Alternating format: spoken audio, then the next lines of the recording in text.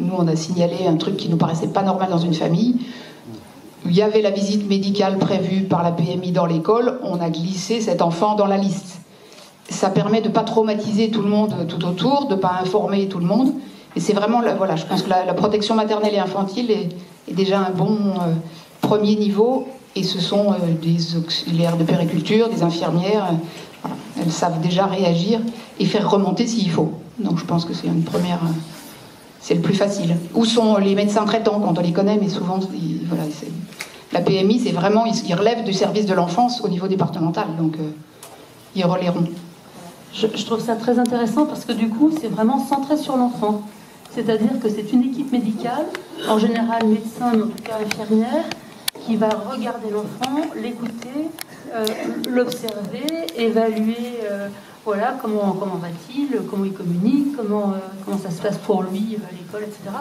Donc c'est vraiment une observation centrée sur l'enfant. Donc ça c'est très intéressant. Et effectivement, je pense que les médecins traitants et les pédiatres sont aussi bien placés, nous aussi. Donc en fait, concrètement, ce qu'on fait, moi ça m'est arrivé il n'y a encore pas très longtemps, dans une situation où un enfant nous inquiétait beaucoup, on écrit à la CRIP. Donc ça, c'est dans les livrets qu'on vous a donnés là sur ce qui se passe dans le département. Il y a l'adresse de la CRIP. Et vous pouvez tout à fait écrire. Le mieux, c'est quand même de ne pas le faire de manière anonyme. Ça ne veut pas dire que ça sera redit à la personne, mais quand même, moi je trouve que c'est la moindre des choses que de dire qui on est et pourquoi on le fait, quoi. Ça évite justement les rumeurs, les choses pas vérifiées. Je ne crois pas que ce soit très politiquement faisable, mais tant pis, je prends aussi la parole de témoin et tout en étant animateur pour expliquer ce que l'on fait assez couramment dans nos établissements scolaires. Effectivement, le lieu de recueil, c'est vraiment la cellule de recueil des informations préoccupantes du conseil départemental. Et effectivement, un chef d'établissement, un enseignant qui est confronté à une question, à un élément, quel qu'il soit, on écrit à la CRIP, on envoie le dossier à la CRIP rapidement et on prévient la famille en même temps en disant on a fait une information préoccupante. Voilà. Et la CRIP, elle, se charge de traiter les éléments. Si ça va plus loin et si on est dans une déclaration au procureur de la République, elle se charge aussi de l'envoyer directement. Donc il n'y a pas de souci et il n'y a pas de fausses alertes à envoyer. La CRIP est tout à fait en mesure, elle, de détecter si l'information est intéressante, mérite d'être traitée ou pas. J'ai oublié ce détail qui n'en est absolument pas un, effectivement. Moi aussi, quand je fais un signalement, quand j'envoie une information préoccupante à la CRIP, je préviens les familles. Alors c'est très différent si c'est un voisin, je pense. Mais en tant que professionnel, c'est la moindre des choses, enfin je veux dire, c'est dans la déontologie, de dire aux familles, voilà ce que j'ai fait, c'est pour vous protéger et pour protéger votre enfant aussi, c'est dans le soutien aux familles aussi, hein. C'est pas... le premier truc, c'est vraiment de soutenir. Et parfois, les familles... Et finalement, je trouve que la plupart du temps, sauf quand même dans les cas les plus inquiétants, la plupart du temps, les familles, ça se passe bien, quoi. Elles comprennent bien ce qu'on fait. Et puis tu en as parlé tout à l'heure, mais il y a aussi donc le 119 qui peut être fait aussi par les enfants eux-mêmes. Donc c'est important qu'ils puissent avoir en tête ce numéro qui est assez facile à retenir. Et après, juste dans un cas où vous sentez que l'enfant est vraiment en danger, dans ce cas-là, là on peut même appeler la police pour le mettre en sécurité directement et ne pas attendre qu'il y ait une enquête. Je crois que l'an dernier, pour les établissements catholiques ardéchois, il y a eu une bonne quarantaine d'informations préoccupantes et une vingtaine de signalements au procureur de la République, pour donner un ordre d'idée dans la pratique pour l'Ardèche. Et pour l'enseignement catholique, un tiers des élèves.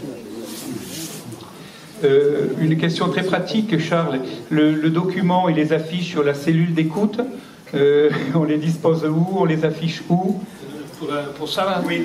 Alors, c'est le document de la CIAZ, hein, la commission nationale, qui est présidée par monsieur Sauvé. Voilà. Sauvé. Donc, c'est un document qui est à destination des personnes qui ont été victimes et qui veulent se signaler. C'est pas autre chose, c'est que pour les victimes, pour qu'elles puissent se signaler elles-mêmes à la CIAZ. Donc, il y a toutes leurs informations dessus. C'est un flyer, il y en a je ne sais pas combien, là, 300-400. Vous en prenez et vous les disposez dans des lieux accessibles aux gens pour que les gens puissent les prendre et les faire circuler, c'est tout. Merci Charles. Un petit peu à tous nos intervenants. Quelle différence entre pouvoir et abus de pouvoir? L'autorité, jusqu'où va-t-elle? Quelles frontières? Je ne sais pas qui est-ce qui se lance en premier. Je vois des mines un peu défaites. Valérie? Jean-Jacques?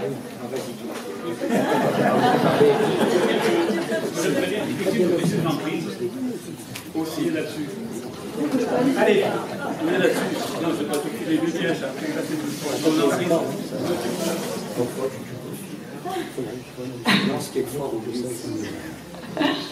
Quand on parle de pouvoir, et d'ailleurs de savoir, souvent on est souvent dans l'abus de pouvoir et de savoir. Je pense qu'effectivement, enfin moi j'essaie de faire la différence avec l'autorité. L'autorité, c'est celle que nous donne, pour les prêtres l'Église peut-être, enfin sûrement même. Pour moi, c'est ce que j'ai appris à la fac et le Conseil de l'Ordre. Enfin je veux dire, voilà, ça c'est l'autorité sur laquelle je m'appuie, qui est légitimée par les instances, quoi. Enfin voilà. Le pouvoir, c'est le pouvoir que je me donne et c'est la relation que je vais avoir avec les personnes qui sont en face de moi et qui viennent me demander de l'aide. Et je pense que l'autorité, parfois, donne beaucoup de pouvoir. Parce que moi, j'ai remarqué que comme médecin, quand je dis quelque chose, eh ben, les gens écoutent, quoi. Donc c'est vrai que l'autorité qu'on peut avoir les uns ou les autres en tant que responsable ou d'institution, etc., il faut faire attention de ne pas en faire un pouvoir. On est dans l'abus de pouvoir, me semble-t-il, hein, c'est un peu comme ça que je le vois, quand on profite de cette autorité pour avoir justement une relation de domination par rapport à l'autre, quoi. Je vais peut-être juste donner un exemple, mais dans la pratique, enfin je veux dire, on est tous confrontés à ça, et je veux dire, il faut chaque fois qu'on révise nos positions. Par exemple, moi quand je prescris, je travaille ça avec les parents. Je dis pas je veux, c'est une ordonnance, effectivement, je leur donne, mais une fois qu'on l'a travaillé ensemble, il me semble que c'est ce que tu disais aussi, lorsque les règles, bien sûr que les scouts, les chefs scouts, l'institution a une expérience, voilà, une autorité en la matière, n'empêche que ça va être travaillé avec.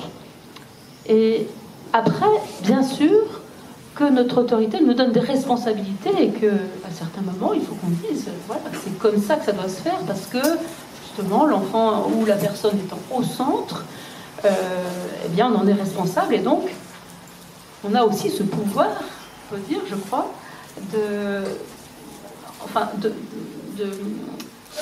cette responsabilité-là de faire en sorte que la personne soit protégée, quoi.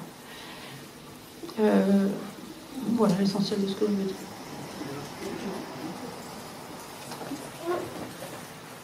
Jean-Jacques, pouvoir, abus de pouvoir? Pouvoir. Nous sommes dans une démocratie où il y a la séparation des pouvoirs, le législatif, l'exécutif et le judiciaire. C'est quelque chose de fort, ça. Quand un individu a un pouvoir, en général, comme on vient de le dire tout à l'heure, c'est une délégation de pouvoir. C'est institutionnellement, on lui donne du pouvoir. L'abus de pouvoir, c'est j'excède, je me sers de ma position, j'ai un pouvoir et j'en profite. Je vais beaucoup plus loin que ce que j'ai le droit de faire. Théorie de l'abus de droit qui va vous éclairer. Ma propriété limite celle de mon voisin. Il a une source. Je creuse sur mon terrain pour capter sa source. Je fais un abus de pouvoir, un abus de droit. Ce qu'on peut peut-être ajouter, c'est qu'il ne faut pas non plus avoir peur du pouvoir en tant que responsabilité de quelque chose. On est tous en lien, en responsabilité. Les prêtres, les LME, on est en responsabilité sur un certain nombre de choses. Ça nous donne du pouvoir, ça ne nous donne pas tous les pouvoirs, ça on le sait. Donc il faut quand même être vigilant, mais c'est pas parce qu'aujourd'hui il y a des abus de pouvoir qu'il faut pour autant refuser cette responsabilité de ce que l'on doit faire. Et c'est aussi peut-être un petit peu tout le débat qu'on entend aujourd'hui autour du cléricalisme. C'est qu'on voit bien tout cet abus de pouvoir peut aboutir à des pratiques qui ne sont pas bonnes, qui sont malsaines et dont il ne faut pas passer sous silence. Parce que justement, on peut aussi avoir de l'abus de pouvoir parce que s'il n'y a pas, si justement ce silence est là, eh ben, cet abus est encore augmenté. Charles, pour conclure. Oui, c'est pas pour conclure. Simplement, j'ai envie d'ajouter que quand on a des responsabilités, on peut se rappeler cette phrase de Jésus: Père, je te rends grâce, ce que tu as caché aux sages et aux savants, tu l'as révélé aux tout petits. Donc ça peut être une ligne de conduite dans l'exercice du pouvoir, c'est-à-dire d'entendre la parole du plus petit. Est-ce que, c'est peut-être encore pour vous, est-ce que tout le monde est susceptible d'être victime? Vous nous avez dit tout à l'heure, je crois, on est tous susceptibles d'être bourreaux, enfin criminels. Est-ce qu'on est tous susceptibles d'être victimes? J'ai pas tout à fait dit ça, me semble-t-il. Mais ce que j'ai dit, effectivement, c'est qu'une personne est vulnérable par rapport à une autre, en ce sens qu'elle est dans un lien de subordination, c'est ça que j'ai dit. Et de ce fait-là, les enfants, avec n'importe quel adulte, sont dans un lien de subordination du fait de l'enfance. Et du coup, effectivement, ils peuvent être victimes, même si apparemment, c'est des enfants qui vont bien et qui sont sains. En revanche, ce qui est sûr, c'est que d'avoir été victime, et de ne pas avoir fait de travail là-dessus, de ne pas avoir parlé de ce qui est arrivé, etc., c'est quand même un risque pour la suite d'être à nouveau victime plus tard. Donc il y a aussi des vulnérabilités. Il y a bien sûr, dans les violences conjugales, c'est sûr. Il y a aussi bien sûr les personnes vulnérables, handicapées, voilà, déficiences de toutes sortes. Il y a... pas d'autres me viennent, mais enfin, en tout cas, effectivement, le lien de subordination, effectivement, est le point de départ.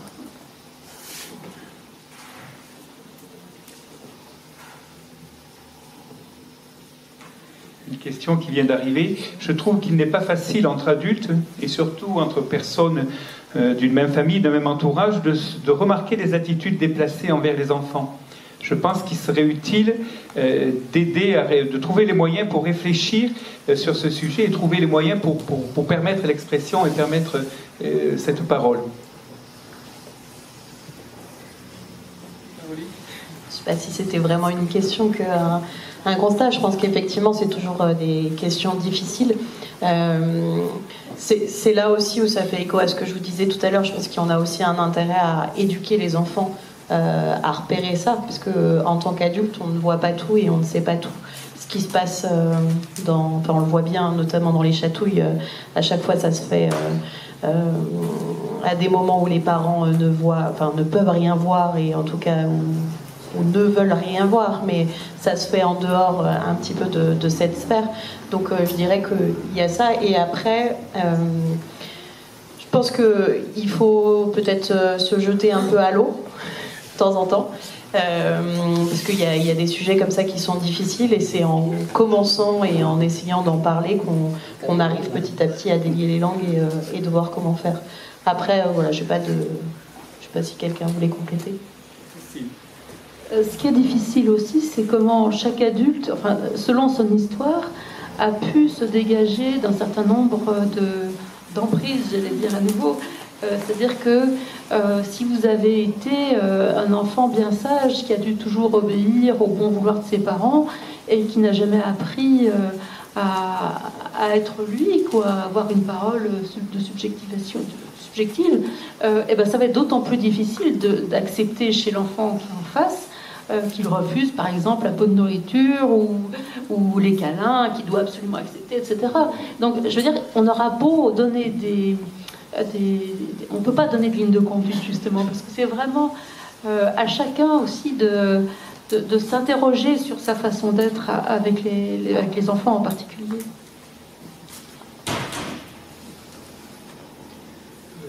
Je regarde Jean-Charles qui fait la montre. On a encore un peu de temps. On a encore du temps, donc s'il y a des questions dans l'assistance, on peut peut-être faire circuler le micro. Sophie, il suffit de lever le doigt. Il y en a qui arrivent sous forme papier.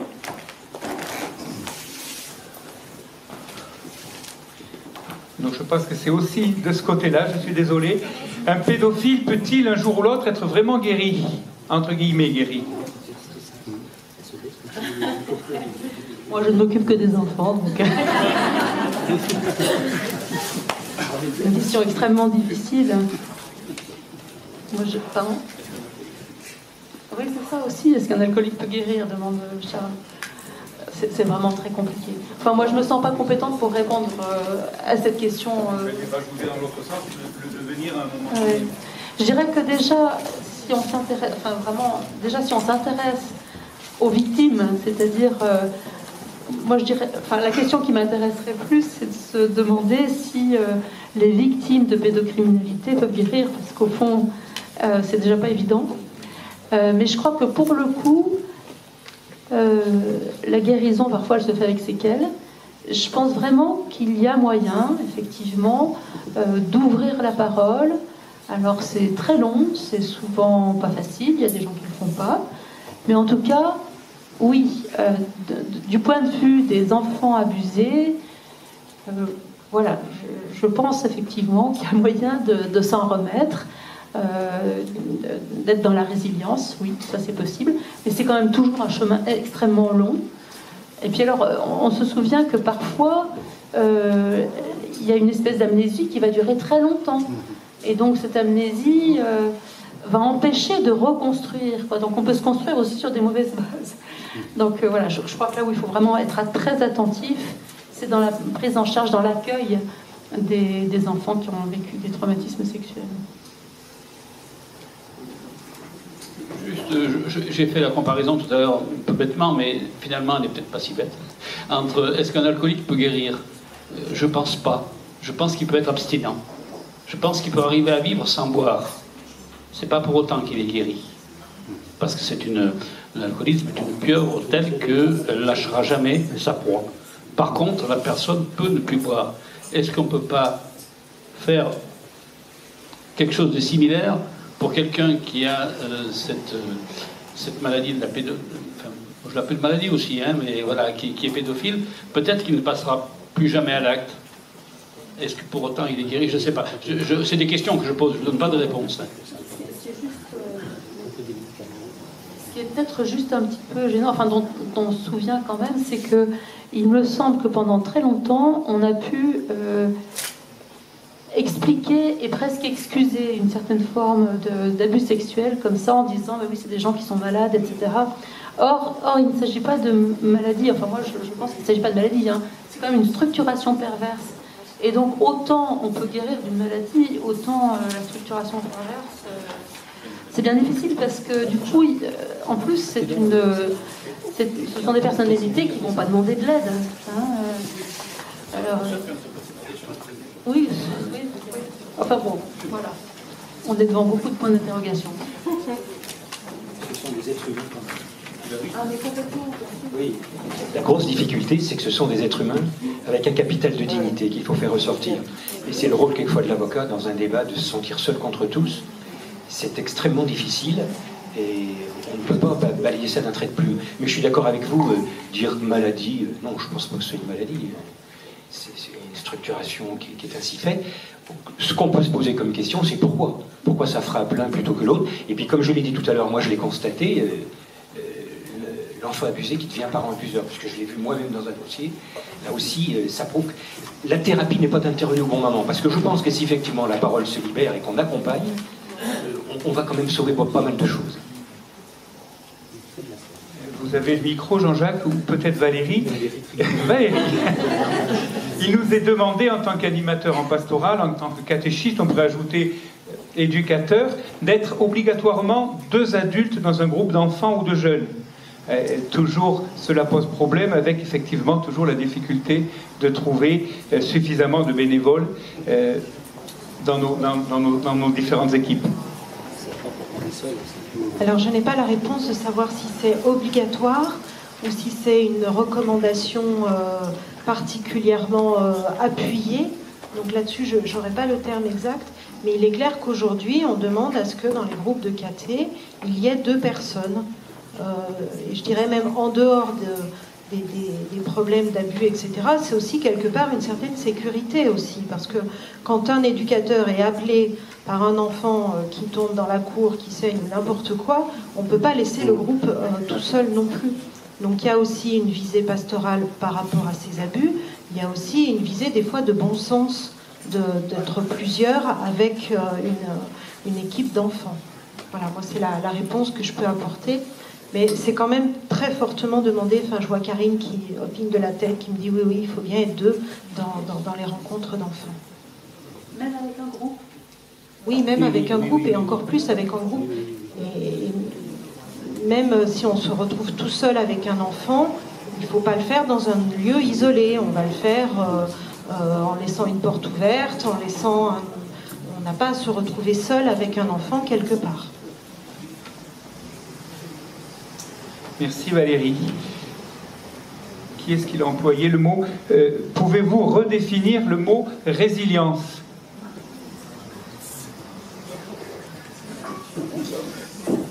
Le micro est vraiment très très chaud.